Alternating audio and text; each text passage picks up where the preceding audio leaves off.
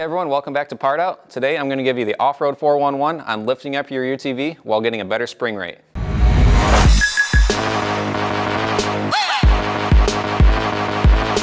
Alright, so let's get into it. If you want to lift your UTV, you want to make sure you do it properly by not over-drooping the CV axles all the way around, because then you'll have grinding, binding going on, and eventually broken CVs. Nobody wants that. No. So this brings the question, what's the proper way to actually lift your UTV? Well, right here, I've got a lift kit from RT Pro UTV.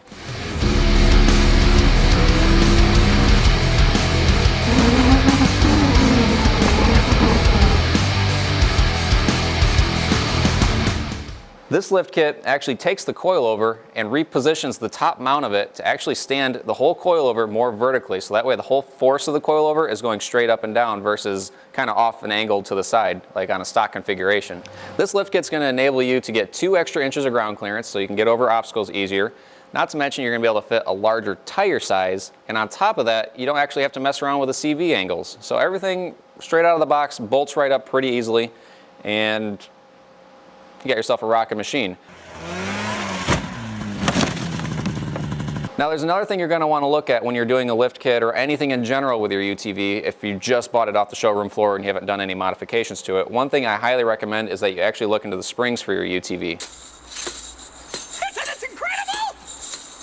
Now say what you want about the stock springs from the manufacturer, but in my experience with them, when you actually take the UTV from the dealership and you travel 150 miles with it, those springs are fully clapped out and just completely sagged. They're not really doing much for you. That means you're going to get poor ride quality and terrible off-road performance.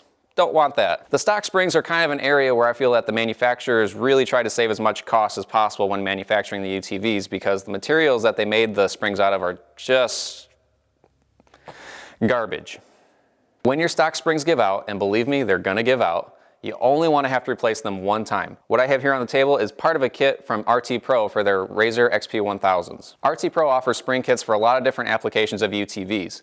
Now, they actually offer mainly 2 different styles of springs. They have their standard spring kit and their HD spring kit. The standard spring kit is for UTVs that you don't plan on adding a whole lot of weight to, so that way you can get the off-road performance that you want at a lighter weight machine. Now they have the HD spring kits for when you add those aftermarket bumpers, winches, you have a lot of people that always ride with you if you have a 4-seater, all those kinds of things that you want to take into account that don't sag out your springs as much. Now one of the things you're probably going to do if you actually lift your UTV up an extra 2 inches with the lift kit is that you'll probably be looking into a larger wheel and tire size, which means you might end up adding a wheel spacer or have some sort of crazy offset on your wheel.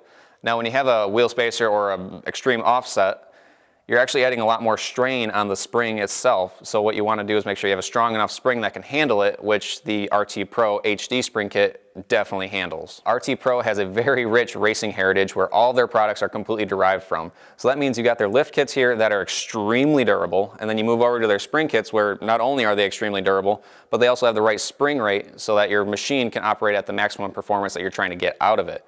So basically altogether, I mean, they've got a whole extensive line of stuff that you can throw on your UTV, but basically if it's not working for them on the racetrack, it's not going to work for you out on the trail. So by all means, go check out rtproutv.com if you want to get any sort of upgrades for your UTV.